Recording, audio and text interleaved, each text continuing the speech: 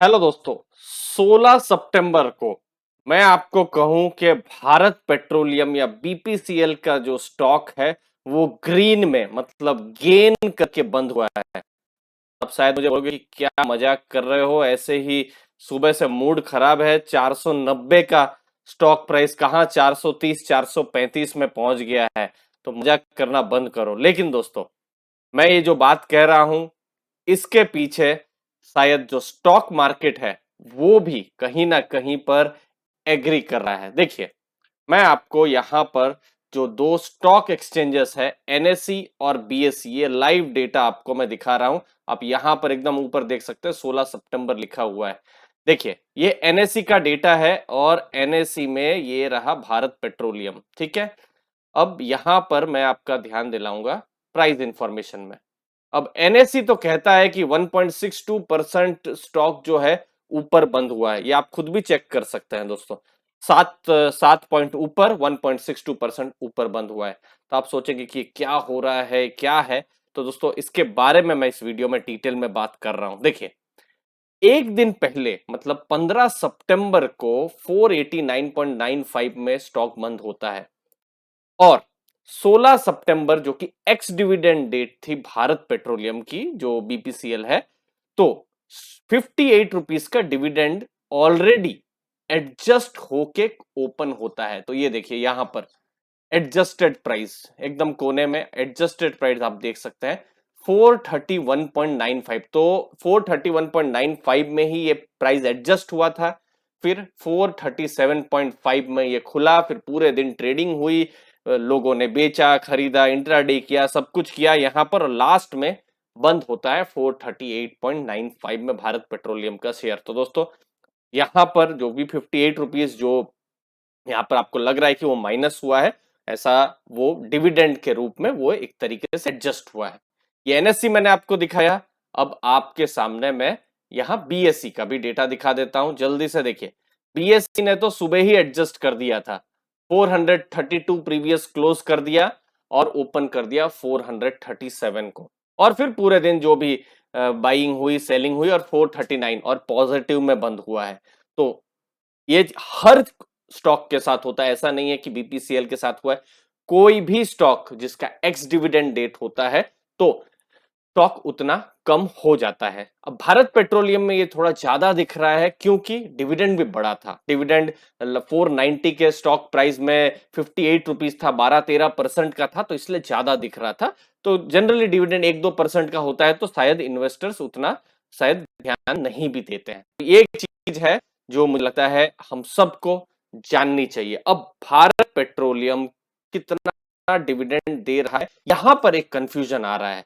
58 rupees per share तो सबको पता ही है, लेकिन आपका अगर डिविडेंड 5,000 रुपए से कम है तो आपको पूरा डिविडेंड मिलेगा, मतलब कोई भी टीडीएस नहीं कटेगा। लेकिन अगर 5,000 ऊपर से ऊपर आपका डिविडेंड है और पैन कार्ड आपका जमा हुआ है, पैन कार्ड के थ्रू है, तो यहाँ पर 10% टीडीएस कटेगा। तो इस चीज को आपको ध्यान में रखना है।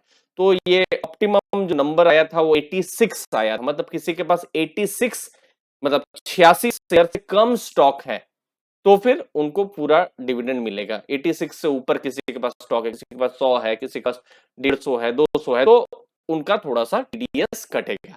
तो ये एक चीज आपको ध्यान में रखना है दोस्तों।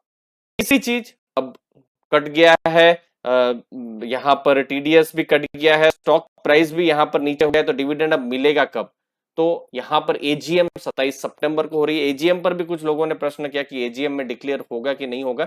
तो ये जनरली डिक्लेयर हो जाता है, ऐसा कोई एग्जाम्पल है नहीं मेरी नॉलेज में कि डिक्लेयर नहीं हुआ है। तो एजीएम में डिक्लेयर होगा और पेमेंट जो है 30 दिन के अंदर हो जाएगा, मतलब सितंबर 27 से के 30 दिन के अंदर, मतलब अक्टूबर 26-27 तक ये जो भी है पेमेंट आपको मिल जाएगा दोस्तों। तो ये आपको ध्यान में रखना है। अगर आप बिगिनर हैं दोस्तों तो मुझे उम्मीद है मेरे जो वीडियोस है, कंटेंट है, आपको वैल्यू जरूर पहुंचा रहे होंगे। मैंने ग्राफी पर एक फ्री सेशन भी लिया हुआ है बिगिनर्स के लिए जो स्टॉक मार्केट में बिल्कुल नए हैं, आप वो सेशन भी देख सकते हैं। मुझे उम्मीद है आपको वैल्यू जरूर मिलेगी। चौथा पॉइंट, क्या अब हम बाय करें, मतलब 16 सितंबर और 16 सितंबर बाद के बाद अब बाई करें तो क्या हमको डिविडेंड मिलेगा?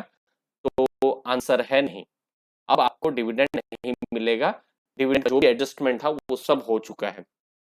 जिन्होंने भी स्टॉक 15 सितंबर या उससे पहले खरीदा हुआ है, और खरीदा हुआ है का मतलब है डिलीवरी में है, ठीक है, तो वही जो इन्वेस्टर्स हैं वही एलिजिबल है। तो इस चीज आप ध्यान में रखिए, ठीक है। और लास्ट में बहुत प्रश्न आ रहे हैं कि भारत पेट्रोलियम का क्या प्राइस टारगेट रहेगा। तो दोस्तों मैं अपने लाइव सेशंस में भी बताता रहता हूँ, प्राइस टारगेट मैं देता नहीं हूँ, बट कभी भी कोई ब्रोकरेजेस की कोई रिपोर्ट आती है तो उसको मैं जरूर क्यूरेट करके एनालाइज करके आप लोग के सामने मैं रखता हूँ। जहाँ प्राइस टारगेट की बात है, मेरे लिए ज्यादा इंपॉर्टेंट बिजनेस कैसा काम कर रहा है बीपीसीएल का। और बिजनेस यहाँ पर हमने देखा Q1 में अच्छा रिजल्ट आया था, और अच्छा आया था। क्वार्टर 4 जो था पिछला फाइनेंशियल ईयर भी उन्होंने क्वार्टर 3 क्वार्टर 4 में उन्होंने अच्छा कर दिया था। लेकिन बिजनेस के साथ साथ डिसइन्वेस्टमेंट या डाइवेस्टमेंट बहुत बड़ी थीम है। इस पर गवर्नमेंट किस हिसाब से आगे बढ़ती है वो एक बहुत बड़ा एक पॉइंट रहेगा जो हमको आपको देखना है। और दूसरी चीज कि प्रॉब्लम सॉल्व नहीं होगी, कौन नया बायर है, कौन सा कंसोर्शियम है, क्या नया बायर मजबूत है, कमजोर है, ये सब चीज भी देखना होगा। तो एक तरीके से प्रश्न चिन्ह लगे हुए हैं। तो इसीलिए बीपीसीएल कोई लो रिस्क इन्वेस्टर है तो उनके लिए इतना आसान नहीं है।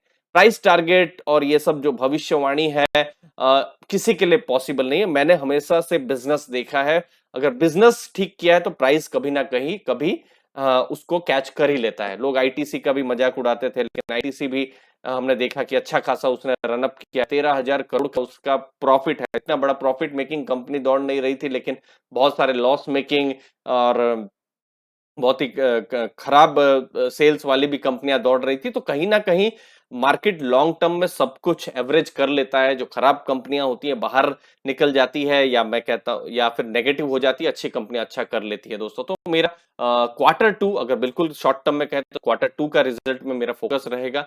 डाइवेस्टमेंट पर गवर्नमेंट क्या कर रही है वहीं पर ही मेरा फोकस रहेगा। अगर ये दोनों चीजें अगर पॉजिटिव चलती रही तो फिर स्टॉक प्राइस तो पीछे पीछे मुझे लगता है आ ही जाएगा, एक अच्छे लेवल तक पहुंच ही जाएगा। बट इन दोनों चीजों पर मुझे लगता है नजर रखना बहुत ज्यादा जरूरी है। उम्मीद है दोस्तों आपको वैल्यू मिली होगी इस वीडियो से। आपकी कीमती समय के लिए बहुत बहुत धन्यवाद। थैंक यू वेरी मच दोस्तों।